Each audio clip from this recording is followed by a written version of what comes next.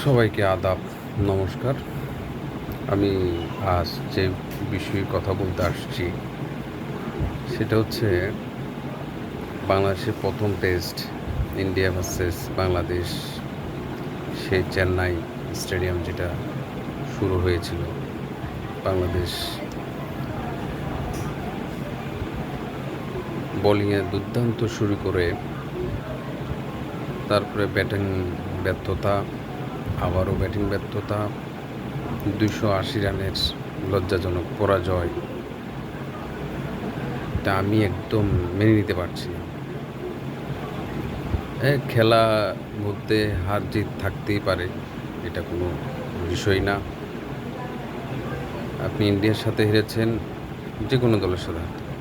ভাই, পরাজয়ের মধ্যেও একটা সুখ বা স্বস্তি যেটা বলেন, ওটাও থাকতে হয় আপনাকে। যে আপনি পরাজিত হয়েছেন কোনো সমস্যা নেই, কিন্তু ব্যাপারটা হচ্ছে আপনি পরাজয়টা কীভাবে নিচ্ছেন। আজকে আমি ভাবতাম যে 515 রান টার্গেট, সে জায়গায় আপনি 500 রান বা 480 রান বা 450 রান করে আউট হয়ে গেছে, অল আউট হয়ে গেছে। সে ভাই, আমি একটা জিনিস বুঝি না, আমাদের দেশে আজকে ওয়ান ডে স্ট্যাটাস এবং টেস্ট স্ট্যাটাস যেটা বেস, এটা আজকে অনেক দিন যাবত।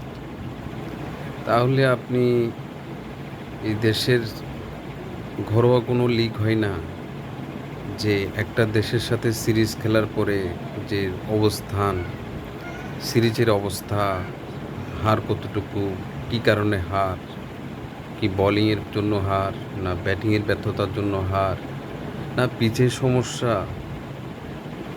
নানান ধরনের একটা আপনার অবশ্যই গবেষণা করা হয়।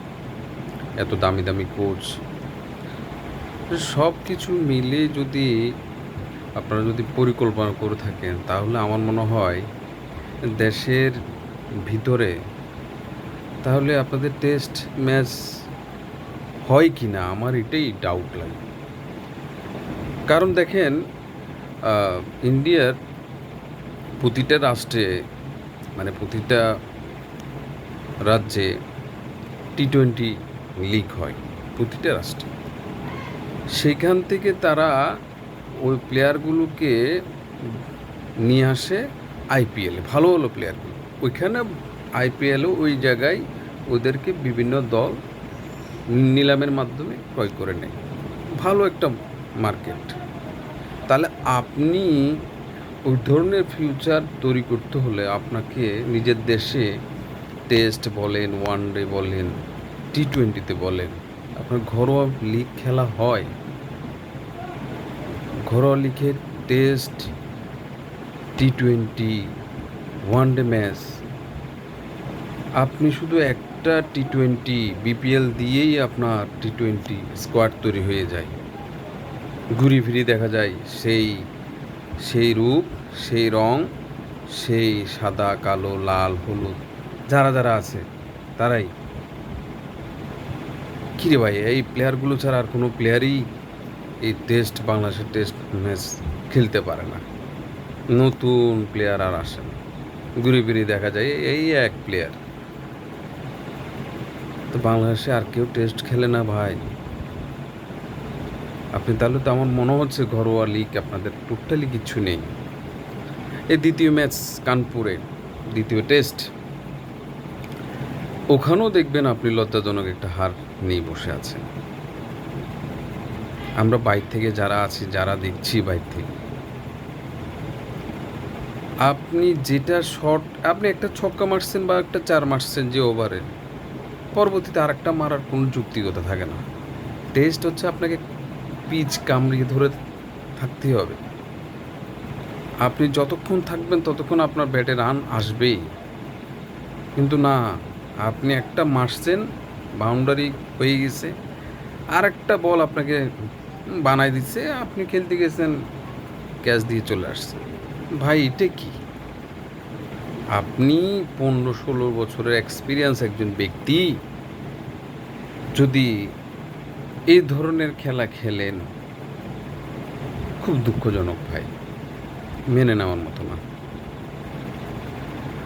আমার কাছে খুব খারাপ লাগে। ভাই ফাইট করেন, হেরে যান, আমার কোনো সমস্যা নাই।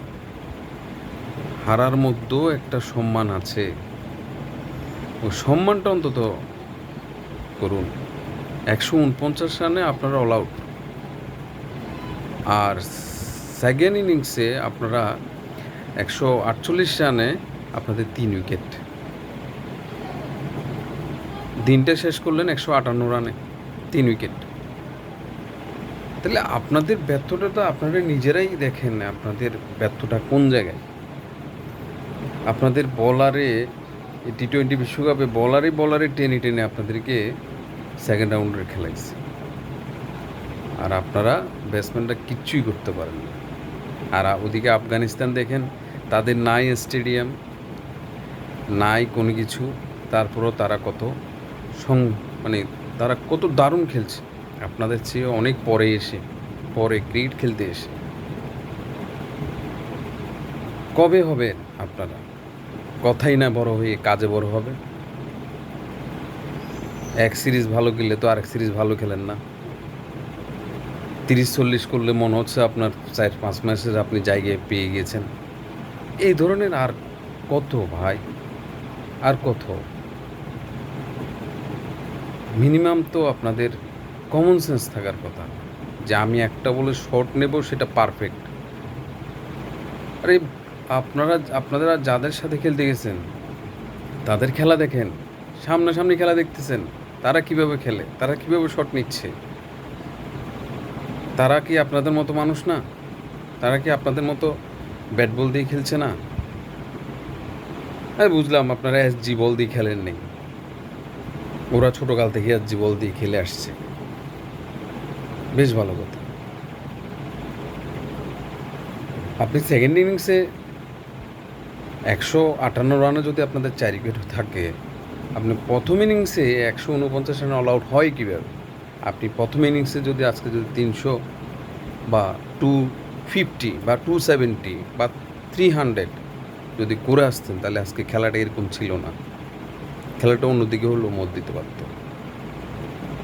তাহলে এরকম লজ্জাজনক হার হতো বা আপনাদেরকে মেনে নিতে হতো না, আপনার পরাজিত হতেন, কিন্তু এরকম লজ্জাজনক হার হয়তো আপনারা পেতে হইতো না।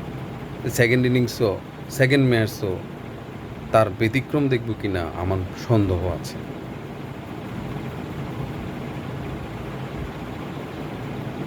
50-60 বল খেলে যদি না বুঝে যদি রিভার্স সুইপ, আপনি হঠাৎ করে একটা সুইপের বল দিয়ে শর্ট করতে যাবেন, ক্যাচ হয়ে যাবেন, আমার মাথায় ধরে না ভাই।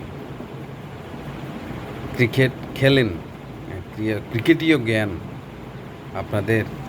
এক সিরিজ ভালো খেললে বা 50 করলে বা, আর আমাদের ক্যাপ্টেন সাহেব কি বলবো তার কথা।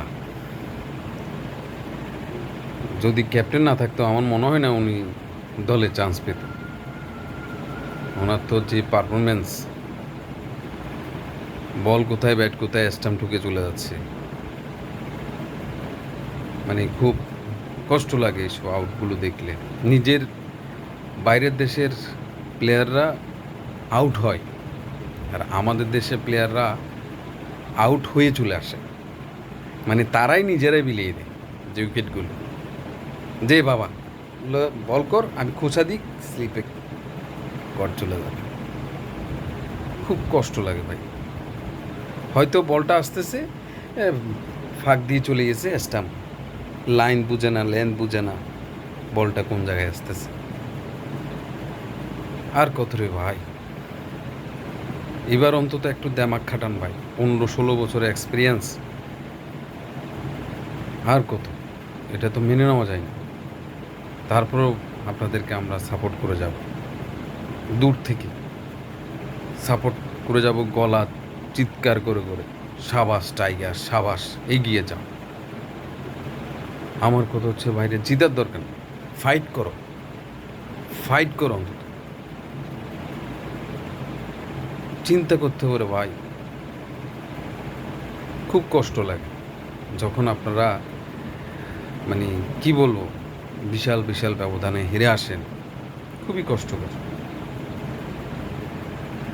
মানে আমার বাংলাদেশ ক্রিকেট বোর্ডের যারা কর্ণধার, বড় বড় পোস্টেধারী, তারা কি টি-20 লিগ, তারা কি টেস্ট লিগ, প্রতিটা ডিস্ট্রিক্টের যদি আন্ডার-19 থেকে যদি এই শিক্ষাটা দেওয়া হয়, আমার মনে হয় 5 বছর লাগবে। বাংলাদেশ 5 বছরের মধ্যে টেস্ট র্যাঙ্কিংয়ে 1 হইতে 3 নাম্বারে থাকবে, যদি আন্ডার-19 থেকে আপনারা যে দেশের যেগুলো বল আছে, এসজি বল, আর যে আমেরিকা বলছি, অস্ট্রেলিয়ার বল, ইংল্যান্ডের বল, দেশের যত পরাশক্তি বল আছে, যেমন আপনি ইন্ডিয়ায় গেছেন, এসজি বল খেলতে পারছেন না, ওরা ছোটোবেলা থেকে এসজি বল খেলতেছে, তাহলে আমি মনে করি এই মুহূর্তে যে বাংলাদেশ বোর্ডের উচিত দেশের যে পরাশক্তি দল, Australia, England, New Zealand, south Africa, ওদের এখানে যদি বল তৈরি করে, ওই বলগুলো কালেকশন করে আপনার দেশের আন্ডার-19 এইজ যারা আছে তাদেরকে দিয়ে টেস্ট, টি-20, ওয়ানডে শিক্ষা দেন, আপনার ক্রিকেট, বাংলাদেশ ক্রিকেট একদিন 1 থেকে 3 নাম্বারের মধ্যে মাস্ট থাকবে, এটা অবধারিত। ধন্যবাদ, সবাই ভালো থাকবেন।